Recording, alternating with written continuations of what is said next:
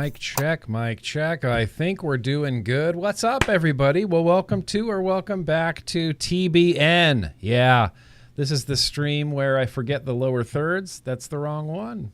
In fact, I don't even have one. All right, we'll be Danielle Jones and Colin Mendelson today. Why do I never have the correct lower third? Hey, there it is.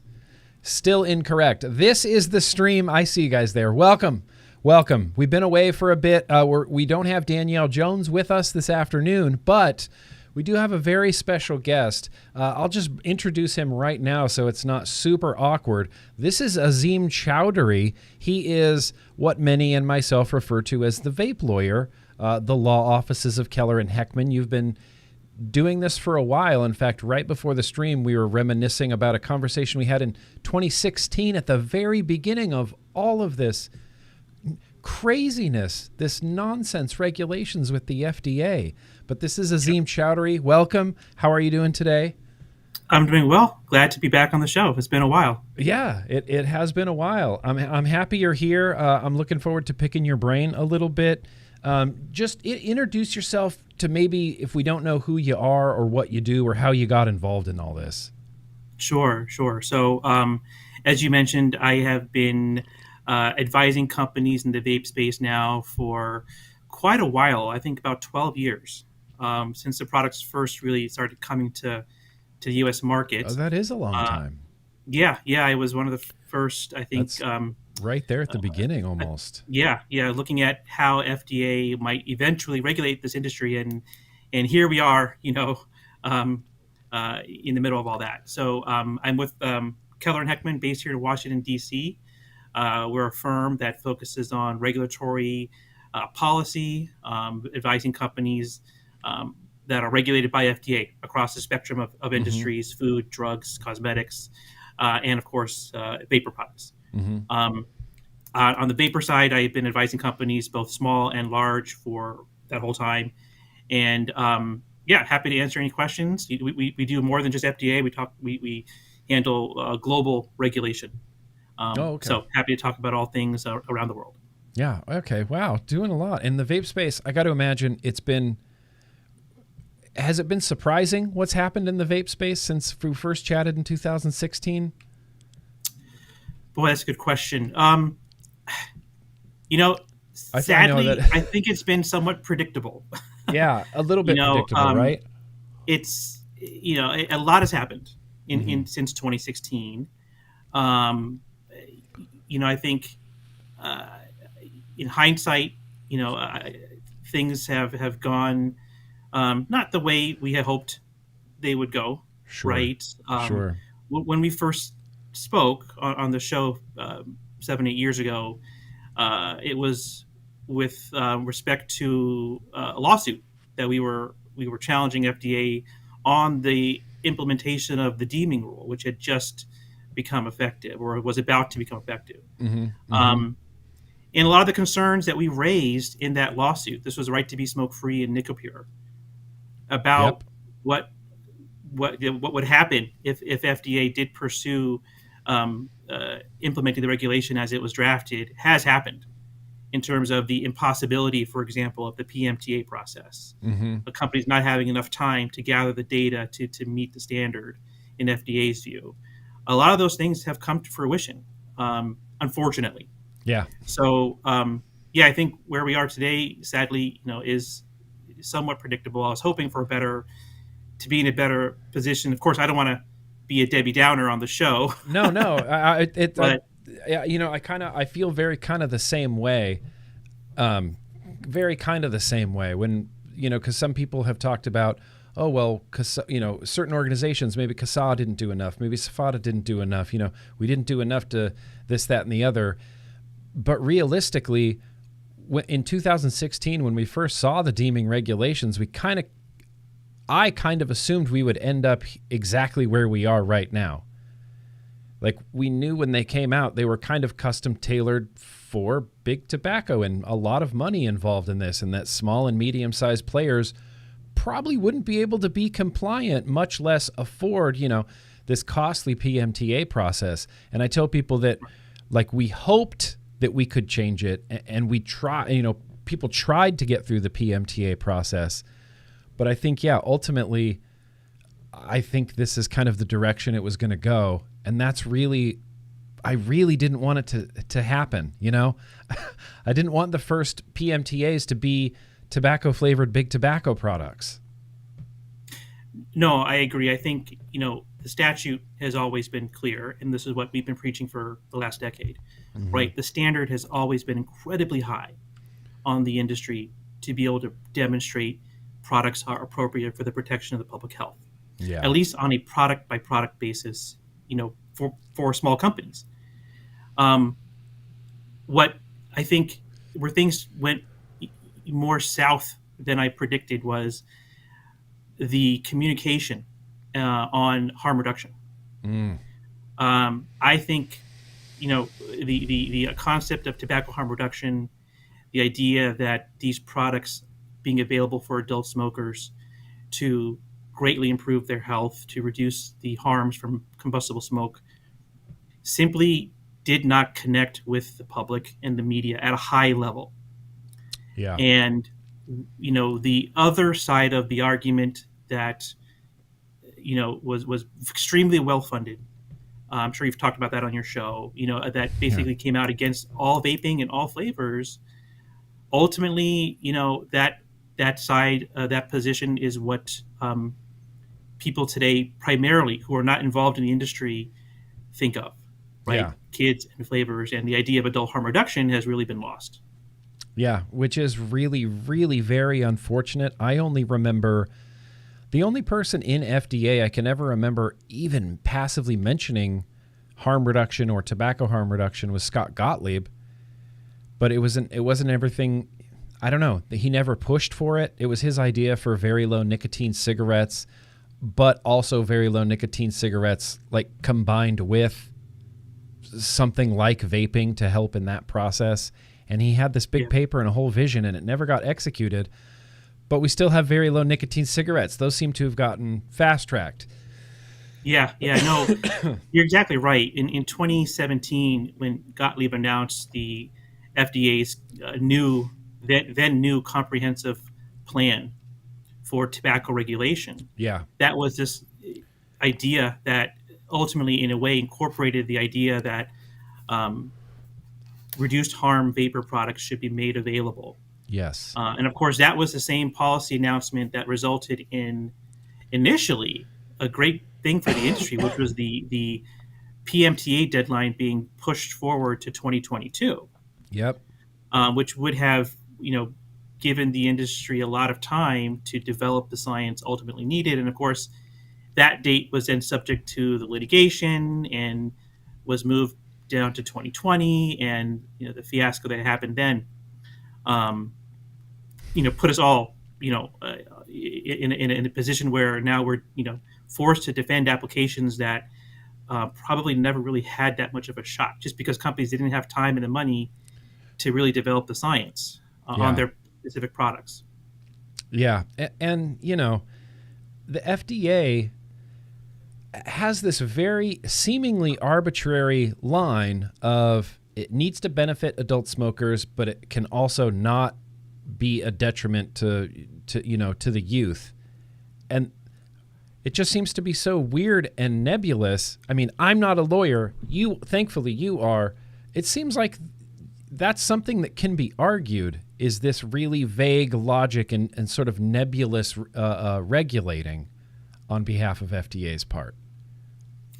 Right. Yeah, exactly. I mean, that is what it comes down to is this population standard, right? And what FDA has done in their interpretation of that standard is, in my opinion, they've heavily weighed it with respect to youth, right? So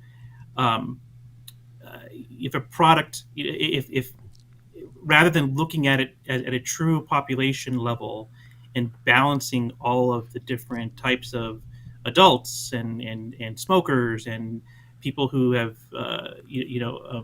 been smoking for their entire lives, instead of maybe properly balancing all those different categories of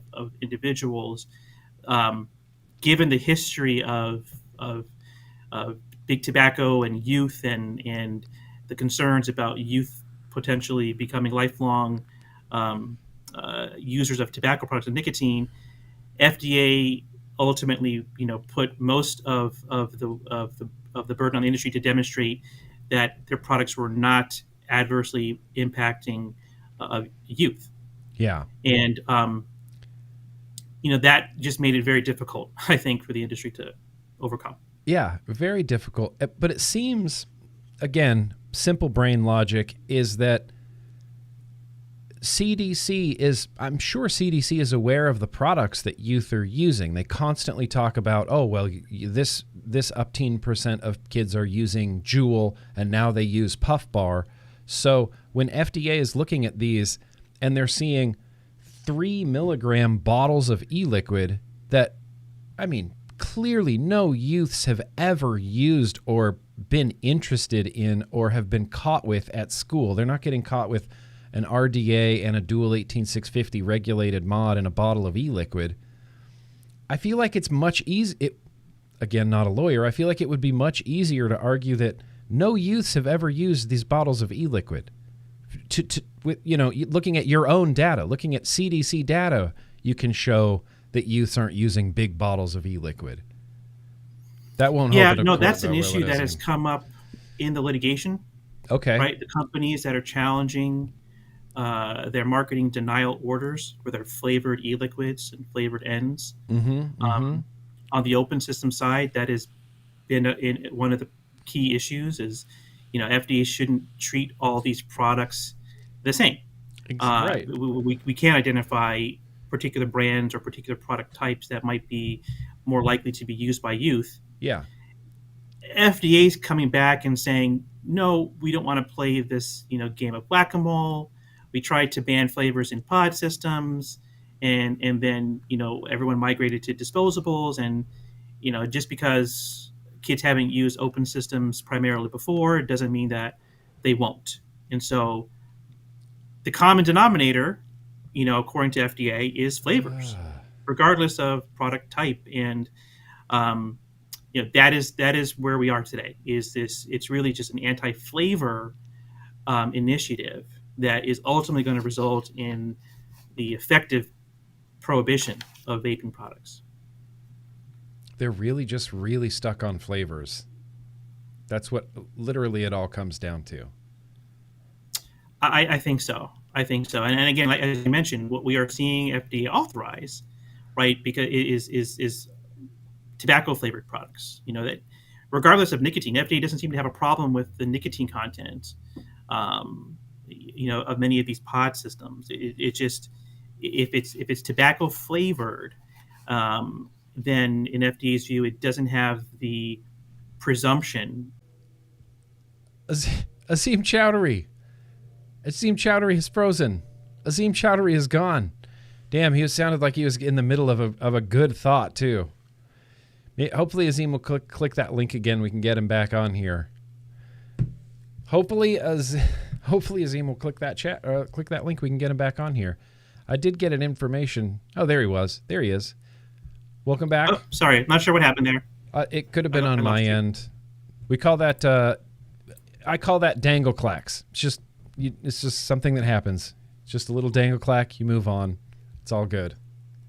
I don't remember what you were in the middle of saying, though. However.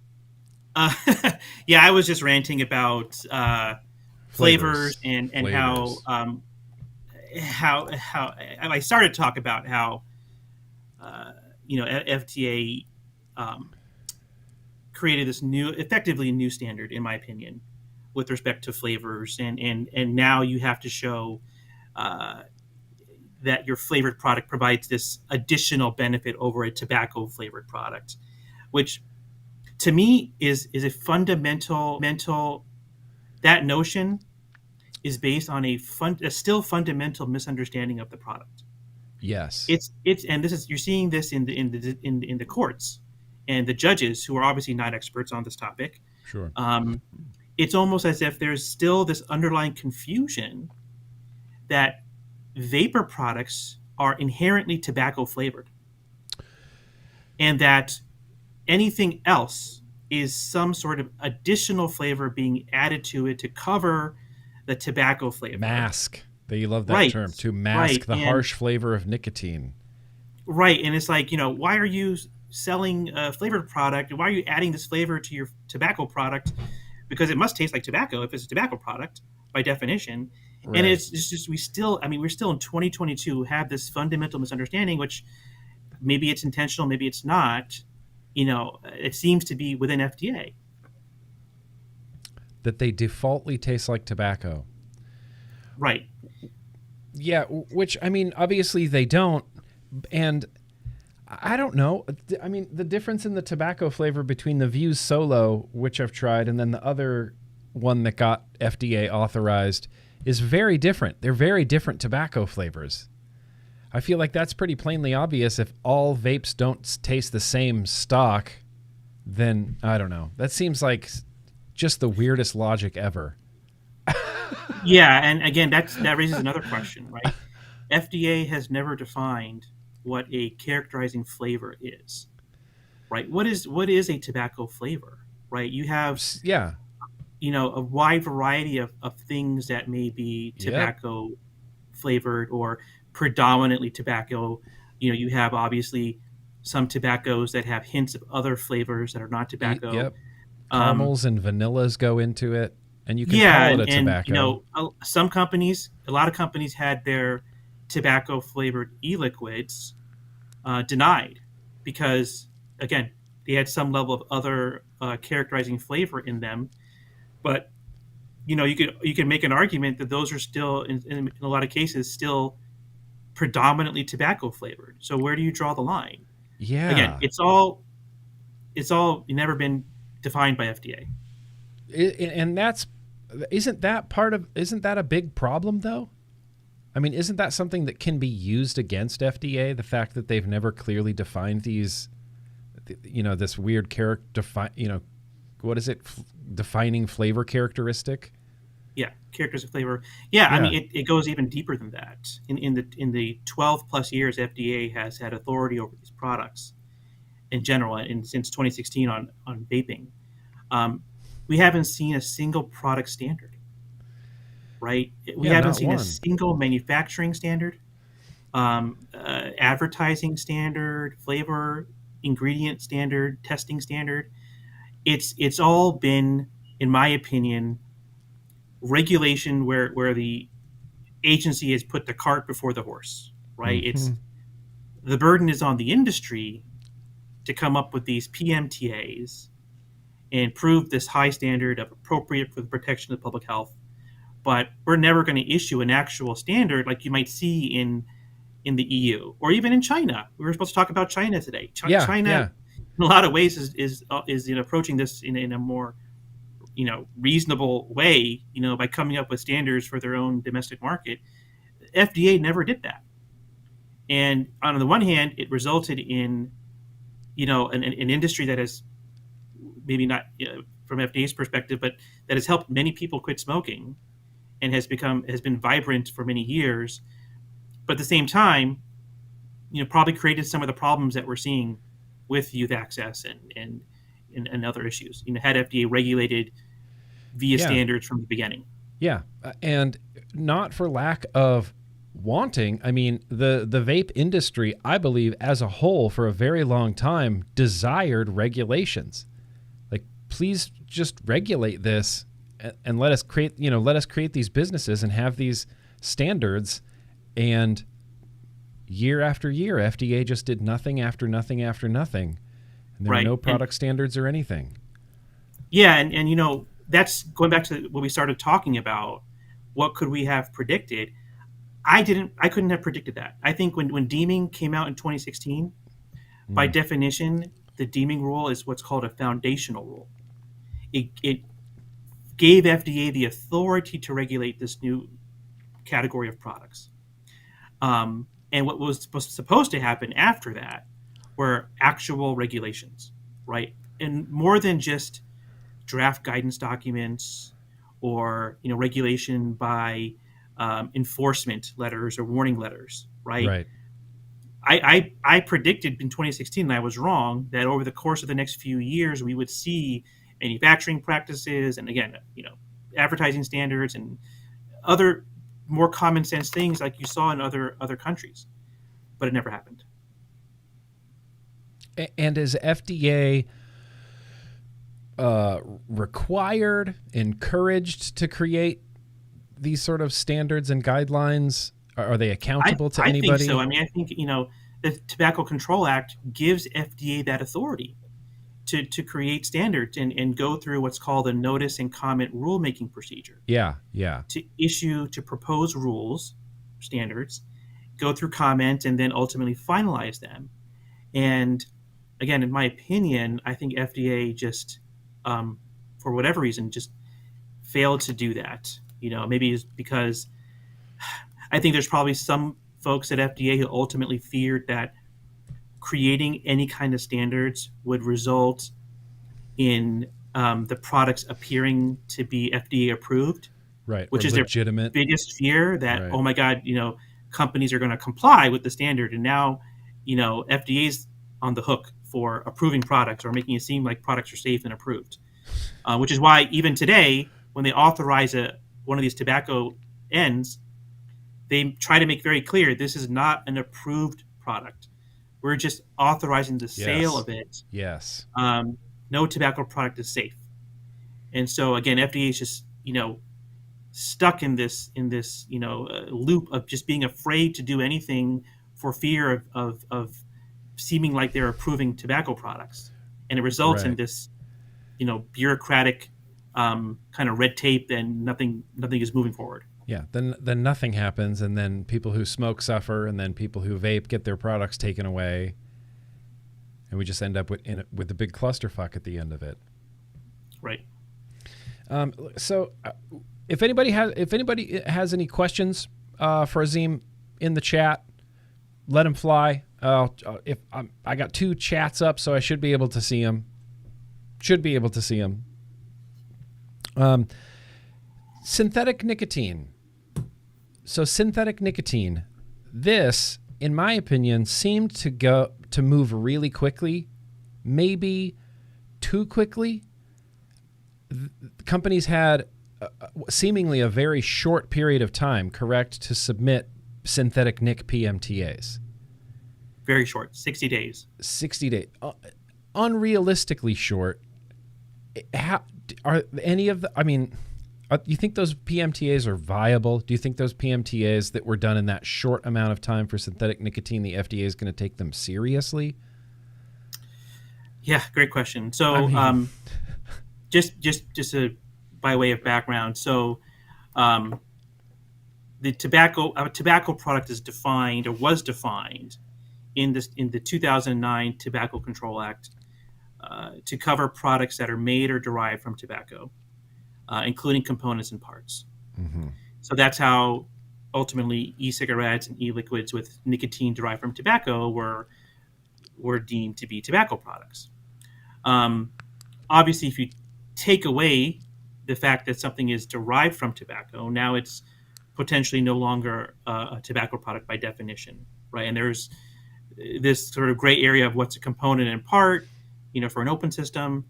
But by and large, FDA, it would be difficult for FDA to regulate something as a tobacco product if it doesn't contain anything made or derived from tobacco. Yeah, right? Their definition of a tobacco product. Right. So, but nicotine, right, is not necessarily derived from tobacco, and synthetic it's certainly nicotine not exclusive to tobacco, though, either.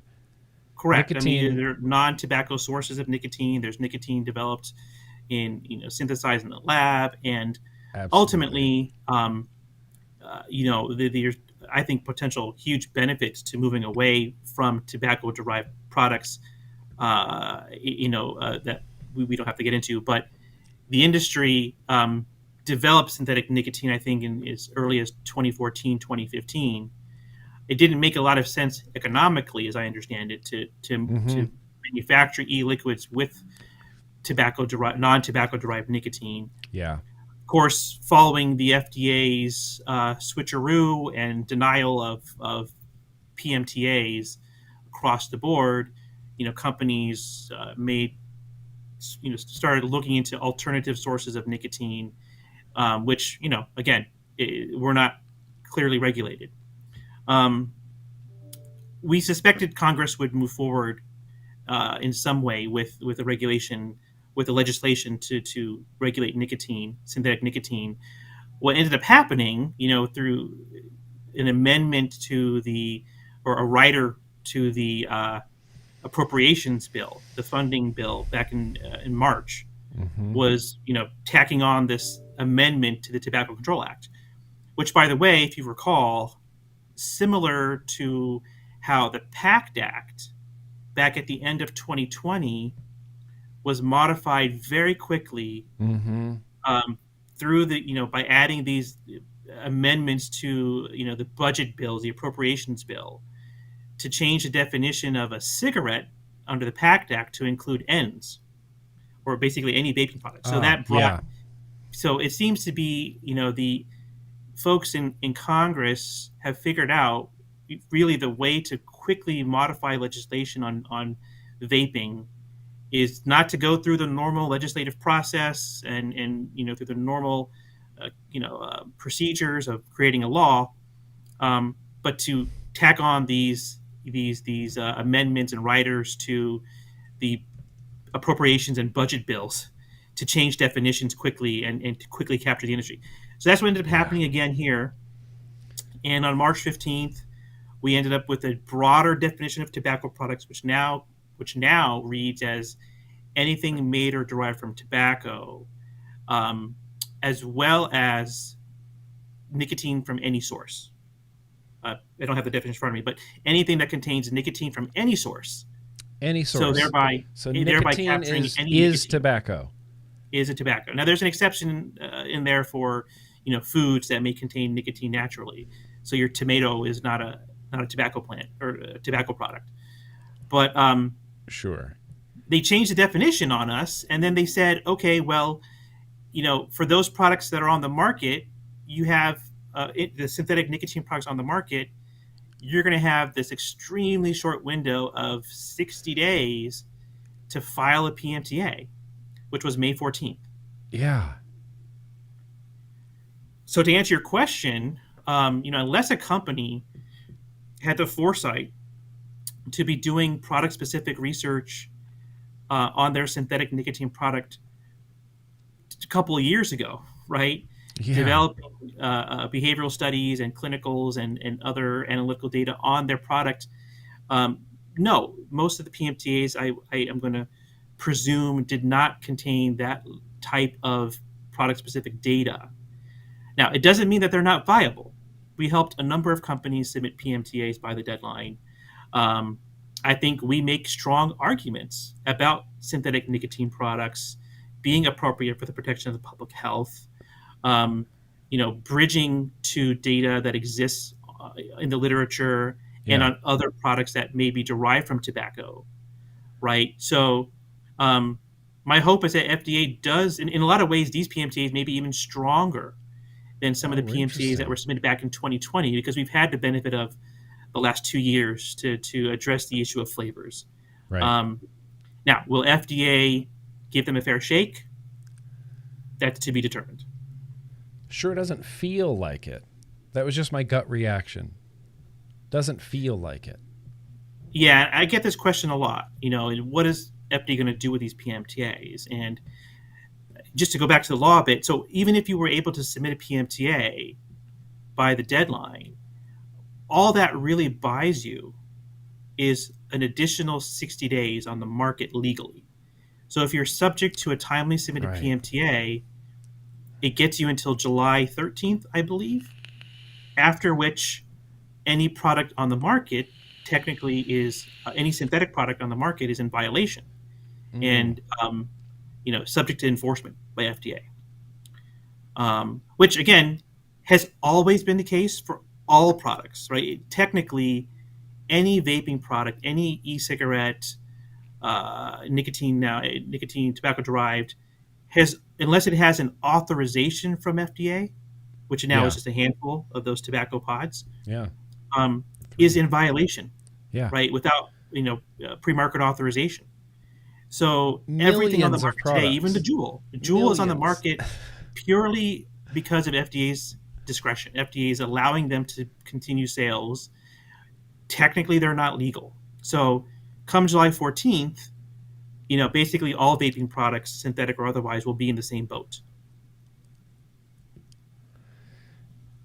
And so what we talked about earlier with FDA having to, proposed rulemaking and then having the open comment period and then, this, that, and the other, the process, this didn't happen with the synthetic nicotine. Did it need to? Was it supposed to? Well, again, this wasn't a regulatory decision. Right. This was legislation. Right. So this is really Congress, changing the law, and unfortunately, that's how it works. They did it with the PACT Act. They've done it again with the definition of tobacco product here, and that unfortunately that is kind of the way the system works. So unless they've done something, unconstitutional, right? It's really hard to challenge kind of the law itself. Damn it, Congress. Well, you got to do us like that. We had some question from the chat. Addie Tooney asks, how many suits are still pending against the FDA? They're all pending because we don't have any decisions yet. So I think there are about 50 lawsuits, 50 lawsuits. Oh, 50. Okay. Yeah, it's up there. I think now there have been 4 oral arguments. So the majority of the cases are kind of going being slowly rolled out. There's briefing. There's lots of work that goes into it. Sure. We obviously have the Fifth Circuit in Triton, the Seventh Circuit, the Sixth Circuit actually also ruled denying a stay motion by Breeze Smoke. The 11th Circuit in Florida, which is where we just came back from a full day of arguments last Tuesday. I believe cases in the 9th Circuit, 3rd Circuit. So across the country, I think in most circuits there have been these challenges filed. I do expect to see some decisions in the next couple of months. I think we could get one in the 5th Circuit pretty soon. Next couple of months. And so what does a victory for any one of these companies look like? They get to stay on the market? Well, I think the victory would be, again, most of these companies are challenging the process that FDA went through, right? Okay. The fact that FDA suddenly required companies to have conducted a specific type of study, like a randomized controlled trial, comparing their flavored products against their tobacco flavored products to demonstrate that their flavors provide this additional benefit for smokers over and above a tobacco flavored product because of what FDA calls the known risk to youth of flavors. And so the challenges are based on the fact that FDA didn't really review any of the PMTAs. Yeah. Or, most of them that are subject to these challenges. FDA simply looked at the PMTA to identify whether this specific type of study and this specific type of comparison was made. And if they didn't see that, then it denied the application. It said there's no point in reviewing the rest of it because you're going to fail anyway. And that process that the FDA calls a fatal flaw. Yeah. If you didn't have this particular comparison study, your PMTA was fatally flawed, is what's being challenged. And what does a victory look like? A victory would be the court saying that fatal flaw review process was arbitrary and capricious. Yes. And in violation of something called the Administrative Procedure Act, which means that federal agencies cannot act arbitrarily. And so a victory would be the courts vacating the denial and remanding the PMTA, back to FDA for a more thorough review of the full application. Okay. That, I think, would be what companies are looking to achieve, which of course means your PMTA goes back to FDA. Yeah. Right. So And ultimately, again, because of the shortened deadline and lack of the clarity on what PMTAs require, um, looking at the PMTAs that are being authorized by Hmm.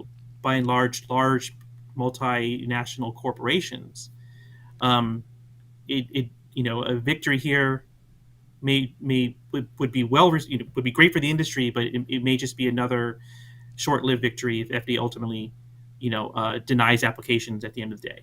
Yeah. Again, which it seems, I don't know. I don't have much faith in the FDA right now. I just don't. It's hard. It's hard to have faith in the FDA. It's hard to have faith in the Center for Tobacco Products. There was another question in the chat. D. Singer asked, what are your thoughts on the menthol cigarette ban? Do you think it's likely to affect vape flavors? I'll say I'm anti-menthol cigarette ban, and just that they want to ban menthol doesn't give me much hope for vape flavors, like other than menthol. Right. Yeah, no, great question. I guess just to be clear, right, I think we're still a few years away from seeing any kind of actual menthol cigarette ban. What FDA has done is proposed a rule, a standard. This is the first, one of the first standards. But the standard would ban menthol and cigarettes, and all flavors in cigars, right? So that's the other part of the rule. So the flavored cigarillos and cigar wraps and those things are also going to be subject to the flavor ban.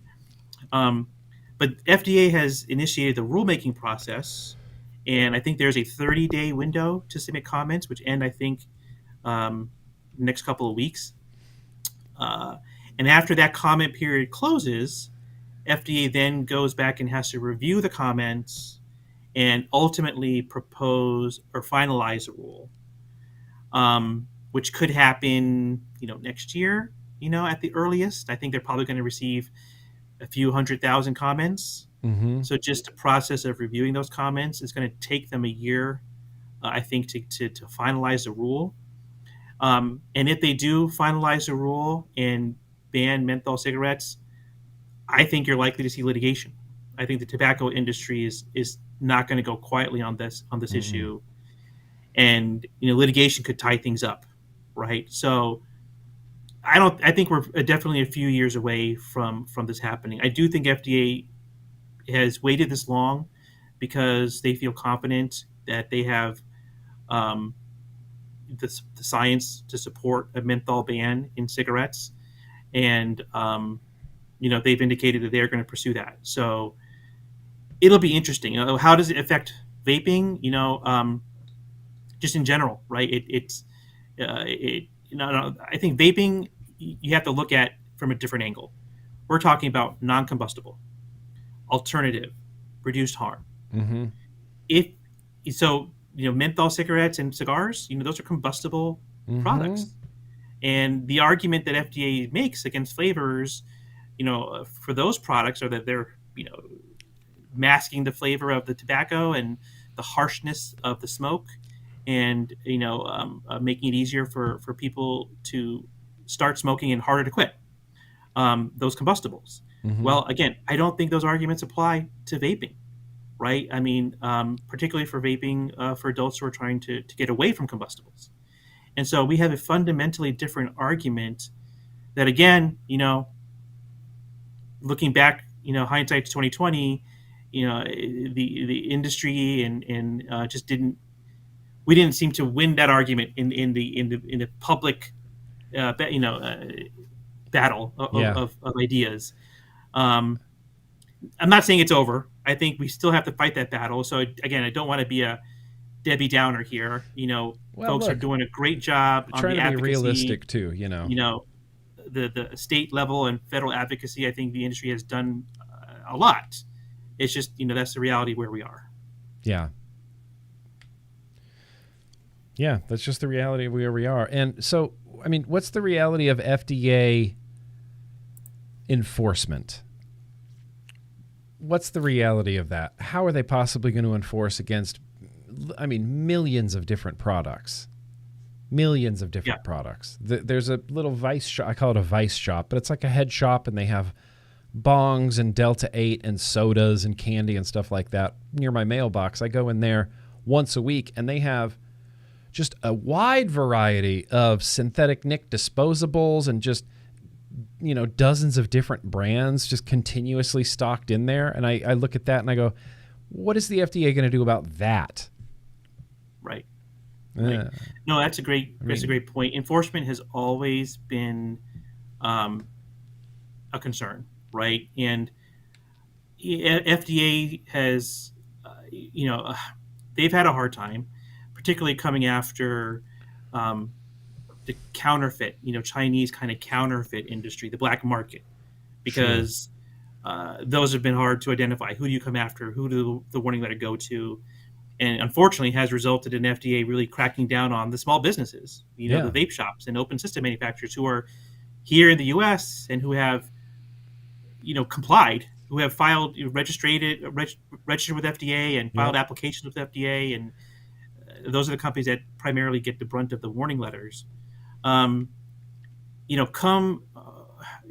Enforcement could actually get a lot easier for FDA come July 14th, because then they don't have to.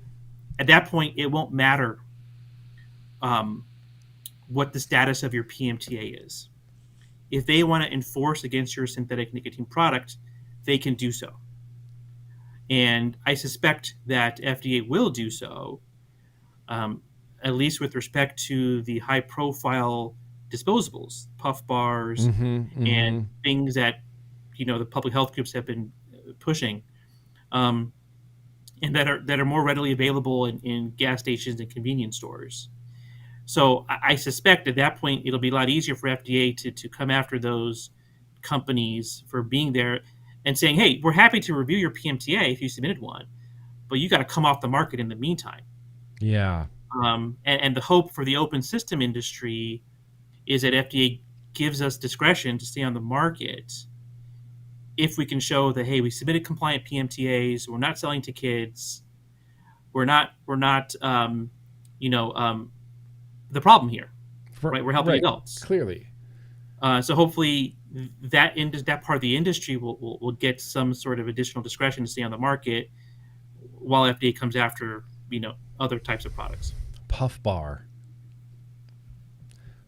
Now, is there any leg to stand on with, and this is another thing that I feel like is fairly obvious, like the bottles of nicotine, or the big 3 milligram bottles, that the youths aren't using them. Is there any argument with nicotine content saying that, look, a Juul pod is 50 milligram, that's 5% nicotine, these are 0.3% dispersed over a large, is there any room to stand on there? These are such low nicotine.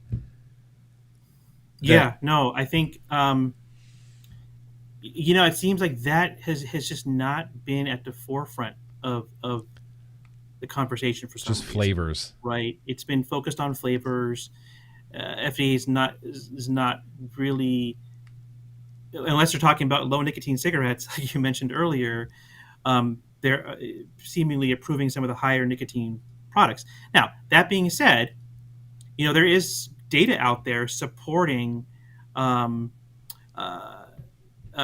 some of those higher nicotine products are really helpful in helping adults quit and switch, right? Yep. Adults who otherwise have been, pack-a-day smokers are often need that high level of nicotine.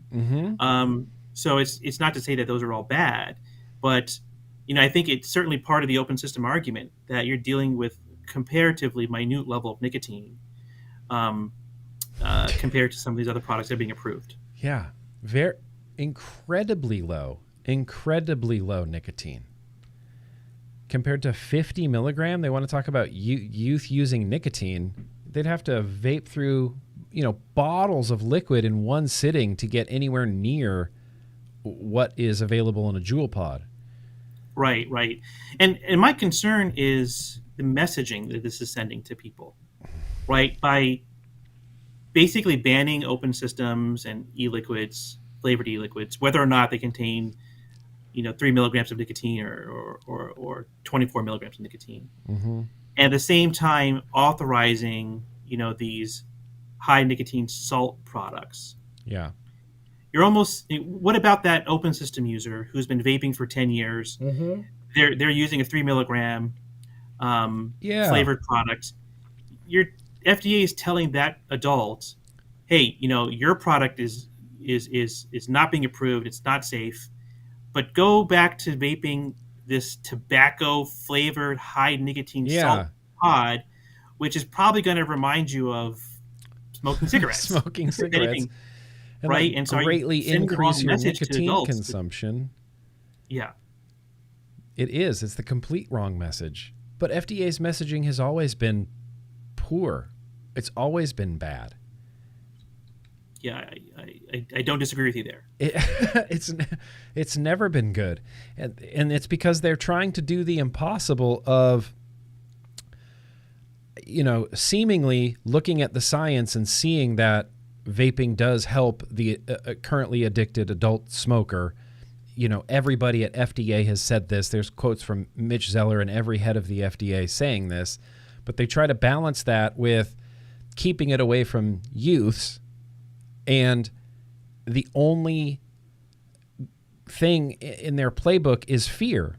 That's all they know how to do is scare kids away from it, but don't scare adults away from it, but scare kids away from it. Oh, but if we scare some adults in the process, then at least we scared the kids, There needs to be better messaging from FDA. I mean, people's lives are literally involved here.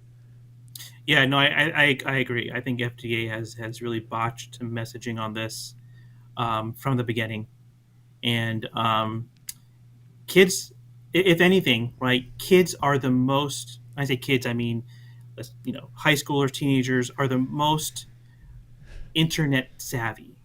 Absolutely, right? They can find information way faster and better than my mom or dad, who might be in their 60s or 70s.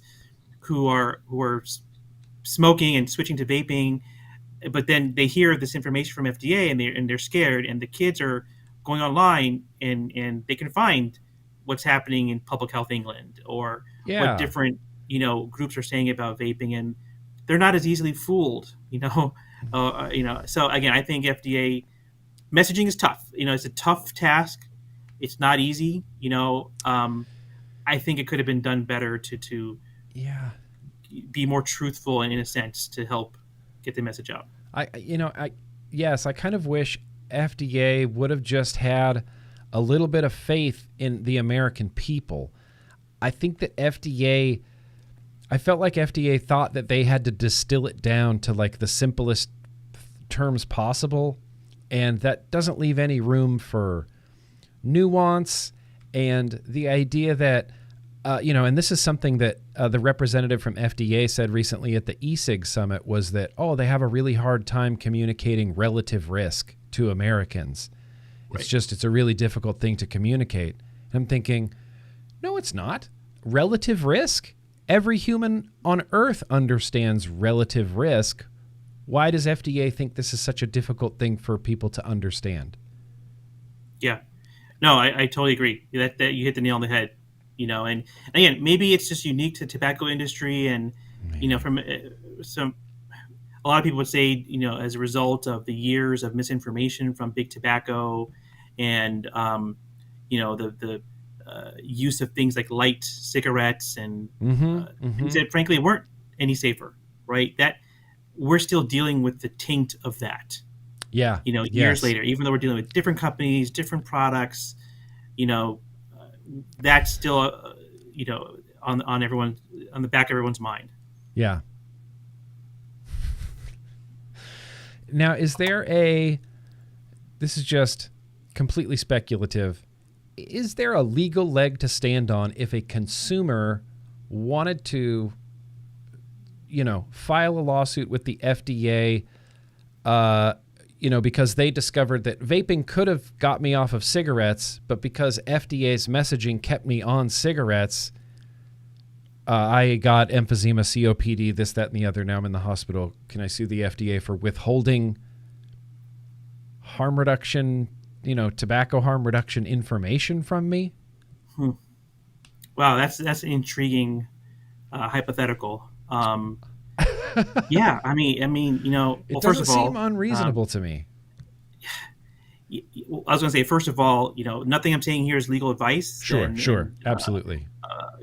Feel free to contact me for legal advice if you're interested. But yeah, no, I mean, that's an interesting hypothetical. All I can say is, we'll see what happens. I mean, I think there's certainly an argument there that adults are being harmed in a lot of ways by the lack of transparency and the way FDA has handled things. Yeah. Is it ultimately actionable, or will FDA be held liable for that kind of thing? That's impossible to predict. But I think that's something that people should think about. Yeah. I think so too. And I mean, it took a lot of public outcry in the 80s with the way that the FDA was dealing with the AIDS epidemic. Right.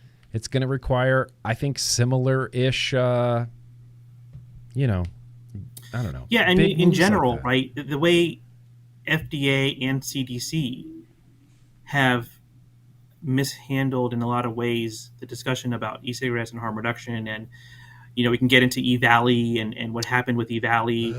And E-Valley will never go away. Right. And I mean, that's still not being properly communicated. The fact that, the products that were the source of that were a certain type, and not what we're talking about here. Yeah. And, there's real, I think that has done a huge disservice to harm reduction in this country. I know personally many people who refused to quit smoking and try vaping because they were hearing about people dying from vaping. Right. And I think everyone here can probably attest to that. So big problems with how this has always been handled by those two groups. Yeah, big problems. And in recent news, I think his name's Brian King, who was essentially in charge of EVALI at CDC, is the namer of EVALI at CDC. He has been promoted to the new head of the FDA's Center for Tobacco Products. Yep, that's true. I am hopeful that Mr. King, Dr. King, will, look at everything in his new role with fresh eyes, and I look forward to working with him at FDA, and hopefully, coming to an understanding. And again, so I agree. It remains to be seen how Mr. Dr. King, takes over Director Zeller's, positions. But that's true. What you said is true. And again, I'm just hopeful that, the industry does get a fair shake and a seat at the table. Yeah, a seat at the table. Nothing about us without us. And look, I was hopeful for Dr. Calif as well. I thought, he's a cardiologist. He's a man of science. Once you think in a scientific way and you understand the scientific method, it's not a voice that you can silence really easily. And I thought for sure cardiologist Dr. Calif would be the man of science and really dig into this. And then as soon as he took over this, it was just the same FDA messaging that we were getting before. It was like just the status quo head of the FDA. After that experience, it's hard for me to have a similar amount of hope for Dr. King, personally. Yeah, no, I understand. I understand the fear. Well, I've always said it's going to get worse before it gets any better, but I still do believe it's going to get better. I do believe things can get turned around in the United States, and it might have to happen with lawsuits, and it seems like that's how it's just going to happen, is with lawsuits. I mean, 50 lawsuits, that's a lot. Yeah. Yeah, no, I also am hopeful, despite being a Debbie Downer and predicting the worst. But I'm I'm also hopeful that, at the end of the day, um, people will see the benefit of these products. And again, Yes. industry plays a large role in that too. I mean, do what you can to prevent youth access. You know, 100%. kids should not be using vaping products. Um, Industry is not blameless in the situation that we're in today. A lot of Mm-mm. companies did dumb things over the years, Yeah. and um, Yeah. things that I wish that companies hadn't done, whether or not they resulted in a youth epidemic or not. The industry is not blameless. So I don't want it to sound like I'm just blaming the FDA here.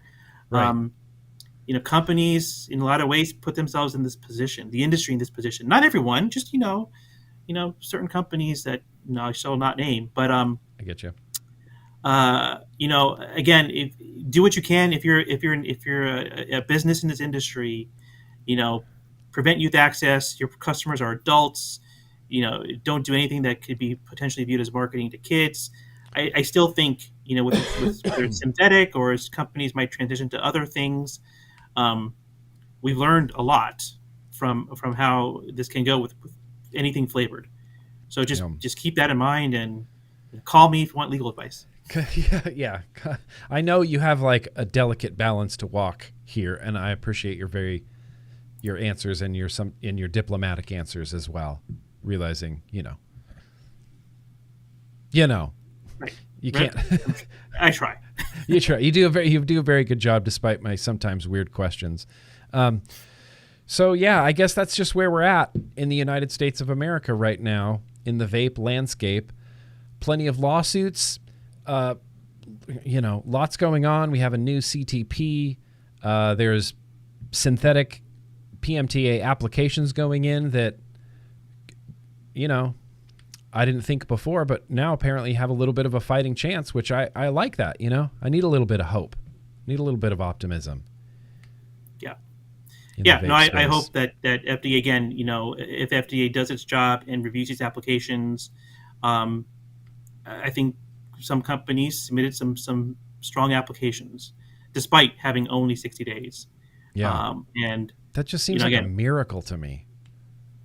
Pull off a yeah, PMTA this in industry has 60 days. always managed to come together. There's a lot of smart people in this industry who have, not just the lawyers, like the advocates and people come together like I've never seen before to help try to get things done. Yeah. And to me, it's indicative of an industry that's, as we talked about in the beginning, looking for a government to help regulate it and to help Yes. help the good players stay on the market and do what they're Mm-hmm. doing to help people. Mm-hmm. Um, so I think the fact that we're still here in 2022 is a testament to the industry, right? Yeah. And Same. it was hard to predict this in 2019, right? The way things were looking with the Valley and the flavor bans and everything, and we're still here 3 years later, and this industry has always lived to fight another day, Yeah. and I think we'll continue to do so Yeah. for a I, while. I definitely agree with that. And there's a little bit of solace taken in that, and much in the same way I look at California, and California's tried to ban flavors like every year since 2010, and we're still in 2022 without a flavor ban in California. And they've tried a bunch, and they have not succeeded any of those times. And so that gives me a little bit of like, yeah, we're still here, Yep, and there's some really good people advocating for us still. So Yeah, I definitely agree with that. all hope is not lost. All hope is not lost. Well, thank you for being here. I don't want to take up all your time. I'm going to let you go, Azim Chowdhury, but thank you for being here on the stream. I'm going to post links in the description to Azim Chowdhury's social media. To you guys do that blog on your website, correct? Yep, we have the blog called The Continuum of Risk, Yeah, the where continuum we of talk risk. about important topics. Yeah, the continuum of risk. I'll have that linked down below as well. Awesome, Azim. Appreciate it. Yep, thanks I for know- having me. Happy to do it again. Anytime. Yeah, we'll make it happen again when there's more stuff to talk about. When there's some more Sounds lawsuits and oral arguments and stuff going on. I find that fascinating. Anyway, Happy to discuss anytime.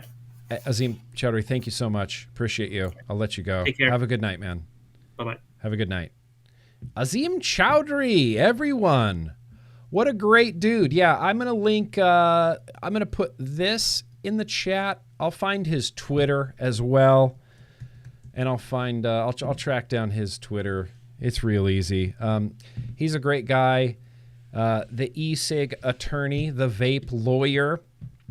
Lawsuits, you guys. I think lawsuits is how this is going to come down in the United States of America. As far as like what happens on the in the court of public opinion, that's up to us. That's up to us, you guys. There's a e-cig attorney Twitter in the chat. If you guys, look, we've only been doing this an hour. If you guys wanted to hang out for just a second, just a little bit, little moment, I want to share something else with you as well. It's something I ran across today and I was fascinated by. I'm not going to read the whole thing, but I found this pretty interesting article. Let me see if I can pull it up right now. You guys cool to hang out for a second? No, not that one. Nope. Oh, okay. No, my computer's frozen, so I guess never mind. Oh, no, there it is. Oh, this one. This. How are you guys doing today? You doing good? I'll be sure to thank Azim tremendously on behalf of all of us. He's just a very smart, knowledgeable guy. I wish I had some more smarter questions for him, but I think it went well, and I think he gave us some good insight, and he brings up some good points, man. Like the idea that FDA says, oh, it's, this 50 milligram, this 50 milligram is appropriate for the protection of public health, but the 3 milligram that you, Jake Scrapwood, have been vaping for the last 8 years is not.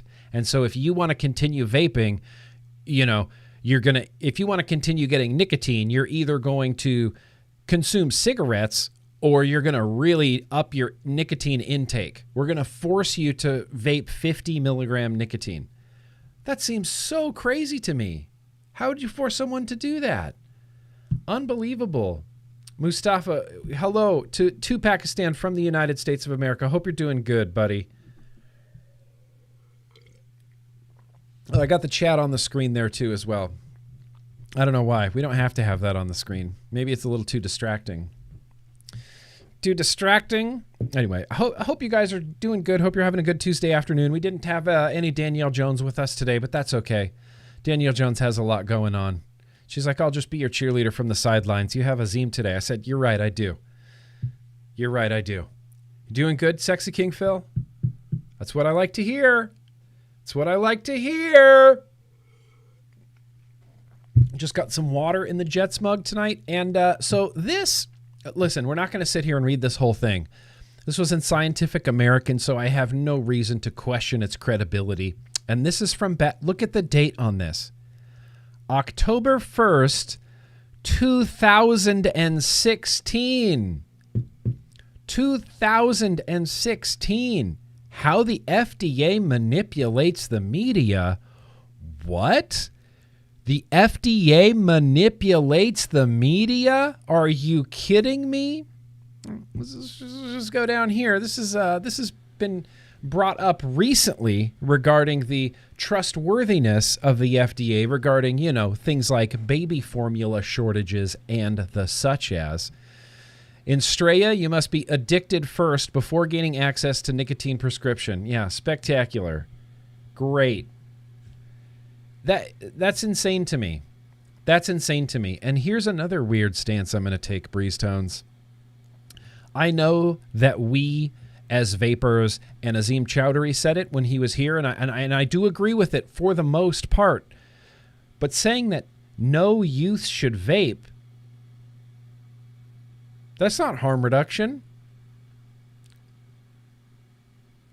Vaping should be available to anyone that smokes combustible tobacco cigarettes. Why is there an age limit on harm reduction? There are always, and always have been, and currently still are, youths that smoke cigarettes that are addicted to combustible tobacco cigarettes. Why would you look at that youth and go, no, you got to keep smoking those cigarettes for a few more years before we let you have the cure? You know, what logic is that? Yes, of course youth should not vape, but if they're smoking cigarettes, I would personally like them to vape instead of smoking cigarettes, okay? That's what I'll say. Let me check in on the super chats. I know there were maybe some super chats that I definitely missed. Dave Lloyd had a Dave Lloyd super chat. There were more super chats that I definitely missed, right? I mean, maybe not. I was trying to pay as much attention to the chat, but I wanted to really talk to Azim. Okay, we got one from Dave Lloyd.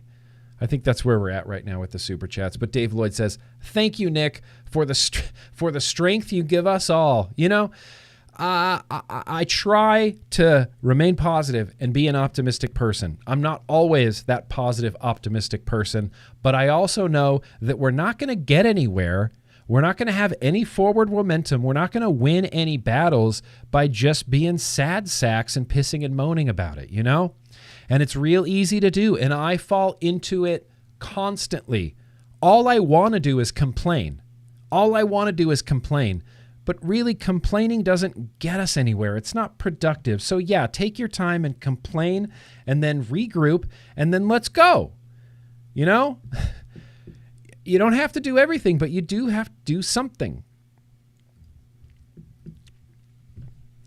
And it's not fun necessarily, or sexy, or whatever you want to call it, to talk about news and advocacy, but let's talk about how the FDA manipulates the media. I'm just going to read a little bit of this. Listen to this. This is a trip. Documents obtained by Scientific American through Freedom of Information Act requests now paint a disturbing picture of the tactics that are used to control the science press. 2016, this was written. 2016. For example, the FDA assures the public that it is committed to transparency, but the documents show that privately, the agency denies many reporters access, including ones from major outlets such as Fox News, and even deceives them with half-truths to handicap them in their pursuit of a story. So there are health and science journalists that are just straight up being fed lies by the FDA to keep them, to ruin their chances of getting the real story. That's insane to me. That's insane. I mean, woo! At the same time, the FDA cultivates a coterie of journalists whom it keeps in line with threats. And the agency has made it a practice to demand total control over whom reporters can and can't talk to until after the news has broken. Deaf to protests by journalistic associations and media ethicists, and in violation of its own written policies. FDA has news embargoes on health news that relates to the active health of Americans. FDA says, nope, only certain journalists can repeat our chosen talking points in their publications. Those journalists are not allowed to talk to other people. Those journalists are not allowed to ask any other questions. And the journalists that we don't like, we're going to feed them lies so that they can't get to the real story. Our Food and Drug Administration. Now, obviously, this is really, really, really very, very, very long article. Look at this. It just keeps going. Look how much reading this is. That's insane. So much reading. They do mention e-cigarettes in here. They mention it's pretty scathing. It's pretty scathing overall of the FDA, and I would highly, highly encourage you to read it because I spent hours today reading this because, I'm dyslexic. I'm dyslexic and I can't read very well, you guys. So, what else? I had something else I wanted to mention to you guys. Brando, come on, Brando. You can't say that. Only Mitch Zeller can say that. F the FDA. So, I kind of mentioned this a little bit when Azim was here. This guy I'm not trying to be doom and gloom. I'm trying to be positive. I'm trying to remain optimistic about the situation and everything that's going on in the United States. But this guy right here, Brian King, he's the new head of the Center for Tobacco Products, which is part of the FDA, Health and Human Services, okay? This may not really be good for vaping in a serious way. So reading now from Filter magazine, just to get you guys all up to the same page about who our new director for the Center for Tobacco Products is going to be. Brian King, currently a higher up at the CDC in Atlanta, will become the new director for the Food and Drug Administration Center for Tobacco Products, the FDA announced on May 20th. An epidemiologist, King has spent more than a decade at CDC, most recently as the deputy director for research translation at the Office on Smoking and Health. He will assume his new role on July 3rd, 2022. His predecessor, Mitch Zeller, retired in the spring after a contentious career at the CTP. The CTP has since been headed by Michelle Mittal in the interim basis. Okay, that's fine. The news comes at a time when the CTP still has many PMTAs to sort through from the largest vape manufacturers, as the office has been under recent fire for poor public health communications about the relative risks of e-cigarettes and nicotine alternatives. Okay. Here we go. The reaction among consumer advocates to Brian King here. The reaction among consumer advocates was mixed at best. Some expressed cautious optimism that an epidemiologist might understand the issues better than a lawyer like Mitch Zeller, while others feared that he might just be a status quo move or worse. For me, GrimmGreen, I believe that this is a status quo move and worse. Many observers had pointed to King's botching in his CDC role of the lung illnesses, misleadingly labeled e-cigarette or vaping use-associated lung injury, or EVALI, that cropped up in the summer of 2019. 3 years later, the CDC has still failed to be explicit that the cases were only tied to vaping illicitly manufactured adulterated THC cartridge and not nicotine, as the agency originally implied. Yeah, it was Brian King at the agency who implied that nicotine e-cigarettes were responsible for EVALI. Brian King went on news programs and told people to stop vaping, and that even though the majority of these lung injuries were from THC cartridges, that some people had still reported only using nicotine, and therefore they couldn't rule out nicotine as a culprit of EVALI. Okay, sure, Brian King. So that's what we have to look forward to in 2022 and beyond at the FDA's Center for Tobacco Products. It's Brian King. I'm hoping for the best. I'm hoping for the best, but that doesn't mean much. I'm hoping for the best. I think that's all that I had today, really, for TBN that I wanted to mention to you guys. We'll be back in 2 weeks, or we'll be back, week after next. Standard TBN schedule. Trying to think of anything else I wanted to shout out there or get out there today, this afternoon. I don't think so, other than the World Health Organization. The World Health Organization is still, terrible. We're reading now from the India Times. Former World Health Organization officials endorse harm reduction and say the current tobacco control treaty is not working. Detour. This is upsetting.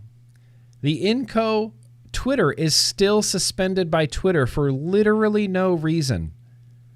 Literally no reason. If you're on Twitter, make a stink. make a stink about Inco being suspended by Twitter. It's ridiculous. That's insanity to me. Anyway, let me rag on the World Health Organization real quick before we wrap this up. 2 former officials of the World Health Organization endorsed tobacco harm reduction as a crucial strategy for reducing the health burden caused by tobacco amid World Health Organization's global treaty's failure to meet those goals. Professor Robert Beaglehole, damn, that's a shame. Professor Robert Beaglehole and Professor Ruth Bonita, who both worked with the World Health Organization, said the missing strategy in World Health Organization's Framework Convention on Tobacco Control Policies is harm reduction, as the number of tobacco users has barely changed since the global treaty was implemented 17 years ago. They called for an independent review of the World Health Organization tobacco control policies to save the millions of lives that are at stake. This was also repeated in the Melania Times and in the Lancet. In the Lancet. This is the credible one. This is the credible link that I'll be putting in the chat. Appreciate you, Dave Lloyd. Appreciate you, bud. Hope you're doing well. I'm going to put this in the chat right here. Everyone should read this. I'm not going to read any of this, but everyone should read this. It's ex-World Health Organization people being very, very, very, very critical of the World Health Organization. 17 years. World Health Organization has had the framework for tobacco control, the FCTC, for 17 years and has not made a dent in global smoking populations. Something isn't working. Something isn't working. I think the thing missing is harm reduction. If I had to guess. What's this? About a Reddit vape purge? Really? Is this something I can Google? Or do I have to go to the vaping subreddit? Prepare to get purged. Nope. It only brings me to pictures of purge mods.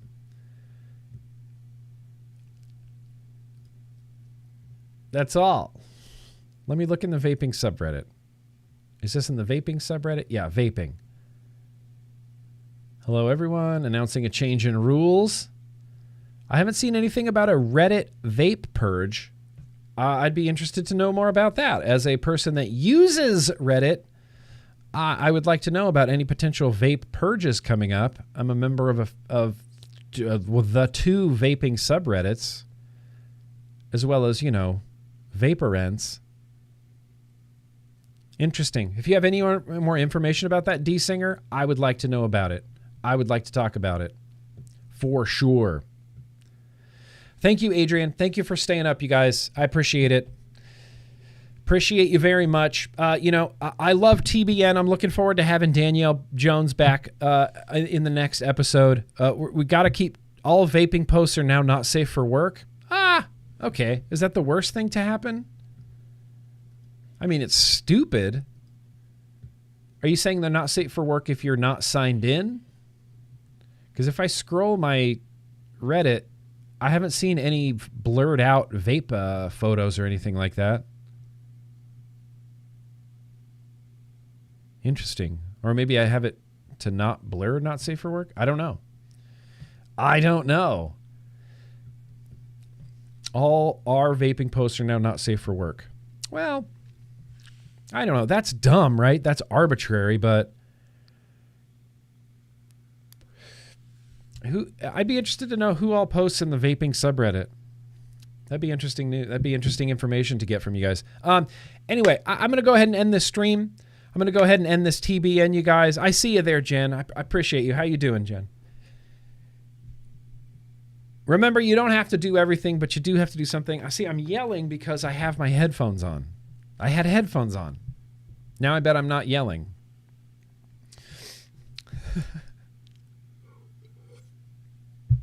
Okay, guys. Hey, thank you to those that are here for coming out to TBN. I know this isn't the biggest stream that I do. I know it's not the most popular stream that I do. It is IMO, the most important stream that I do, because we're talking about the future of vaping here. We're talking about the lives of billions and billions of people. We're talking about a government that could not care less, has no desire to understand nuance or harm reduction in any capacity. And you have an FDA that's, has arbitrary lines in the sand of what's appropriate for the protection of public health and what's a detriment to children. We have an FDA that controls and manipulates the media to get their certain whatever narrative youth vaping epidemics across. It's only a matter of time. They cannot keep doing this. It's not sustainable when the vape science just keeps piling up, and it just keeps piling up, and millions of people are quitting with vaping, and millions of people are quitting with vaping, and FDA is going, nope, that still doesn't work for quitting. And all these vapors are going, what the fuck are you talking about? We've already all quit. There's no more smokers, FDA. Despite your actions, we still managed to quit cigarettes. Fuck yeah, vaping saves lives. So big love, you guys. Peace out. I appreciate you guys here that show out for the Tuesday. I really very much appreciate it. Thank you for being down for the cause. Keep fighting the good fight. I'll see you guys out there on Twitter, in the world, being awesome. Keep doing your thing. Keep being awesome. And remember, there's not a vlog this week. I'll be at Star Wars Celebration. I'm leaving Thursday morning, so there won't be a vlog this week, but there will be a vlog next week. We'll get back on schedule. No big deal. Just a small little dangle clack. But I'm hoping that tomorrow I'm able to get back the vlog so that I can publish last week's vlog for the hashtag replay crew. Anyway, good night, you guys. So much love. Thank you so much for being here. Remember, vaping rules.